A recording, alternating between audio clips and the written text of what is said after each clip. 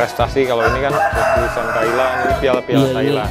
Tulisannya ini kan udah banyak banget nih Kang ayamnya. Itu awal mulanya dari berapa Kang? Rembo. Ini ayam super galak sama manusia ya. Ini Rembo teman-teman. Ayam.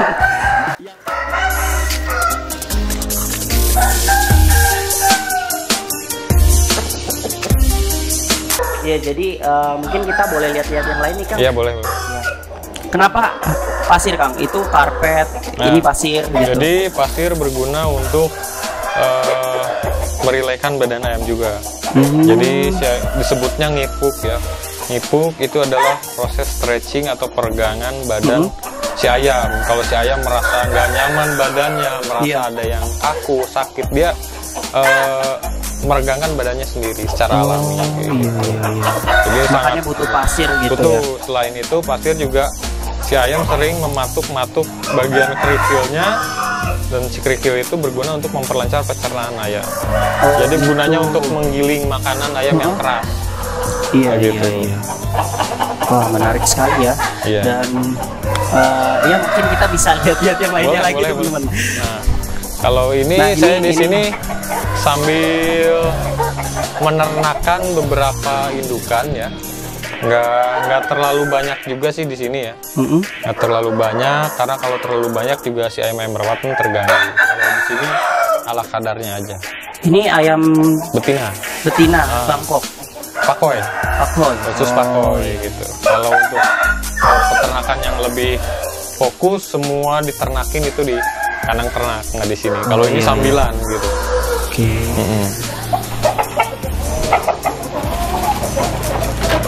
Ini kan import ya Kang ya. Itu dulu bukan dulu, maksudnya pas import tuh caranya gimana Kang? Kok bisa sebenarnya gitu? Di import itu yang pertama harus punya relasi atau teman di sana yang jelas ya. Kita harus punya relasi orang Thailand. Kebetulan saya dulu pernah kerja di sana selama 3 tahun. Jadi 3 tahun kerja di Thailand, jadi banyak kenalan orang Thailand, banyak teman-teman di Thailand sana, dan banyak teman-teman Thailand juga yang paham bahasa Melayu. Jadi untuk komunikasi nggak terlalu sulit buat saya gitu. Oh tuh teman-teman, jadi Kang Ruby ini udah lama di Thailand. Mungkin kita bisa coba cek bahasa Thailand teman-teman. Coba Kang, bahasa Thailand bebas deh apa gitu. Sawadikap. Sawadikap. Kopun hap gitu teman-teman. Terus kira-kira kalau import gitu pajaknya gede nggak sih Kang kalau untuk hewan-hewan kayak gini tuh? Ini aku nggak tahu ya, kalau import berarti pakai kayu gitu apa? Kalau import pakai kotak sih, kotak kayu. Kalau kotak kayu yang jelas untuk harga sih lebih mahal, biaya lebih mahal.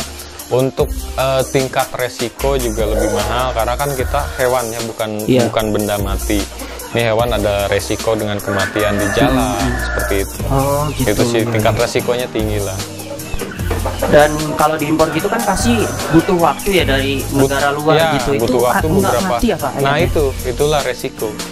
Nah itu udah resiko lah buat saya pribadi, buat apa istilahnya, mendatangkan ayam dari jarak jauh kayak gitu, resiko tersendiri. Terus biasanya nih Kang, masalah yang sering dialami itu untuk ayam Bangkok, ayam Pakoi sendiri itu apa nih buat teman-teman mungkin biar tahu gitu? Sebenarnya sih kalau kita sudah paham cara perawatannya, cara penanganannya, bahkan kita sudah paham sama karakteristik ayam. Jadi kalau misalnya si ayam kurang sehat, kita udah tahu dari muka ayam, dari pandangan ayam, kita udah paham. Jadi sebelum nyampe ke ayam si sakit, kita udah langsung obatin. Jadi baru gejala kita udah paham, oh ini sakitnya ngorok, oh ini gejala snot, oh ini pilek. Yang paling sering apa Kang gejalanya? Paling sering sih ngorok ya.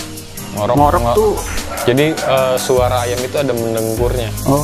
Jadi dia di tenggorokannya itu kayak ada dahak kayak gitu, dan itu disebabkan oleh faktor cuaca, dari panas ke hujan, dari hujan ke panas. Biasanya perubahan cuaca, pas perubahan cuaca gitu. Sama yang paling menantang di ayam Bangkok ini adalah penyakit musiman seperti aratan atau avian influenza. Itu kan tingkat kematiannya 99% ya.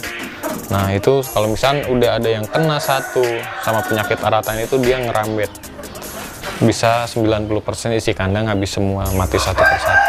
Cuman untuk penanganannya jika ayam ada yang sakit seperti itu, kita penanganannya jangan memegang sana sini. Untuk penanganan ayam sakit itu kita fokuskan terakhir, karena kalau misalnya fokus di pagi hari megang, untuk di siang hari kita megang ayam sehat, nanti ayam sehat bisa kena. Jadi si bakterinya nempel di tangan, di baju kayak gitu. Dan itu ayamnya juga harus dipisahin juga ya kan? Nah, dikarantin, dipisahin di kandang yang cukup jaraknya jauh dari kandang. Tapi sih selama ini sih yang paling pesan kepada teman-teman penghobi ataupun yang ternak lainnya sih, tantangan di ayam terhadap penyakit itu bisa dipatahkan dengan vaksin yang pertama, kemudian yang kedua menjaga kebersihan kandang itu sih. Iya, benar sih, kebersihan itu yang utama itu. Dan Kang Ruby ini ngejual ayam juga berarti ya? Ngejual juga. Jadi saya sesekali memposting di sosial media, Instagram, Facebook. Ya mungkin teman-teman udah pada tahu lah gitu. Jadi hampir jarang sih, cuman sesekali saya posting. Cuman kebanyakan menghubungi kontak langsung ke nomor kandang gitu. Dan ini di sini harga ayamnya tuh cukup fantastis teman-teman kalau bagi saya. Karena satu ayamnya itu bisa berapa Kang yang udah jadi gitu? Kalau harga ayam sih variatif ya. Harga ayam gelap, tiap kandang punya harga masing-masing. Cuman kalau untuk nominal impor itu ada minimum harga. Impor kan kita ada harga belinya, harga jualnya berapa. Kalau untuk hasil ternakan ini variatif, tergantung keturunan, tergantung kualitas. Itu sebenarnya harga ngikut sih. Intinya yang pertama kualitas. Kayak gitu. Dan jadi ini kan banyak banget nih Kang ayamnya. Kira-kira pakannya itu apa sih Kang, rahasia pakannya tuh apa gitu? Kalau pakan sih ya seperti pada umumnya kita pakai pur khusus anakan, cuman kita berikan tambahin suplemen makan, salah satunya ya insect meal sama insect oil itu produk dari Bio-Circle ya, produk Homifeed ya. Homifeed itu kan itu sangat bagus dan saya juga nyetok sih buat pertumbuhan ayam bagus. Nah tuh teman-teman, jadi rahasia pakannya selain pur, gabah, beras merah, ada juga suplemen tambahan yaitu pakai Bestico insect meal sama insect oil teman-teman. Betul. Jadi informasi yang diberikan dari Kang Ruby ini semoga bisa menginspirasi para peternak ayam Bangkok atau ayam pakho ya Kang ya? Gitu. Dan jadi kita terima kasih Kang udah diperbolehkan untuk main-main ke sini nih. Kira-kira ada kalimat-kalimat buat para peternak ayam Bangkok nggak Kang? Ya intinya kalau beternak ayam ini khususnya ayam hobi seperti ini kan, sebenarnya yang pertama itu yang harus dipertahankan itu mempertahankan kualitas, itu yang paling sulit. Jadi untuk bisa eksis sampai sekarang kurang lebih 10 tahun, yaitu gimana caranya untuk mempertahankan kualitas. Jika kita mempertahankan kualitas, kita tidak usah mencari pelanggan, tapi pelanggan akan mencari kita. Iya benar sih. Gitu. Nah paling sekian nih teman-teman.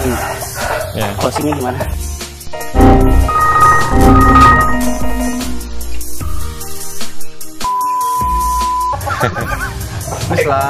Kayak kemarin lagi. Ya jadi seperti itu aja sekiranya, dan buat teman-teman semua yang mau tahu informasi terkait